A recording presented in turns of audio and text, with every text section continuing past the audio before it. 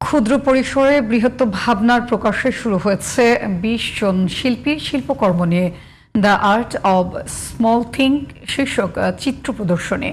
শুক্রবার বিকেলে রাজধানীর লালমাটিয়ায় দ্য ইলুশন গ্যালারিতে প্রদর্শনীর উদ্বোধন করা হয়।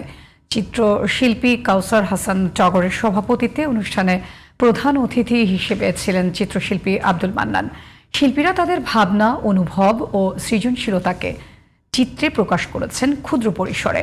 প্রদর্শনীতে স্থান পেয়েছে মোট ১০০টি শিল্পকর্ম, যেখানে রং, রেখা ও ধারণার সূক্ষ্ম মেলবন্ধন প্রকাশিত হয়েছে।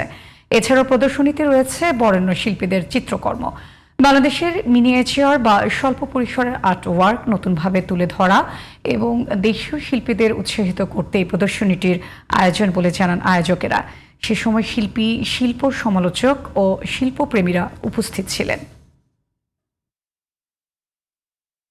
আমাদের এই প্রদর্শনীর শিরোনাম হলো the art of small thing. এখানে আমাদের বাংলাদেশের বিভিন্ন জেলা থেকে ২০ জন শিল্পী আমরা সংঘবদ্ধ হয়ে মোট ১০০টি শিল্পকর্ম নিয়ে এই প্রদর্শনী হতে যাচ্ছে।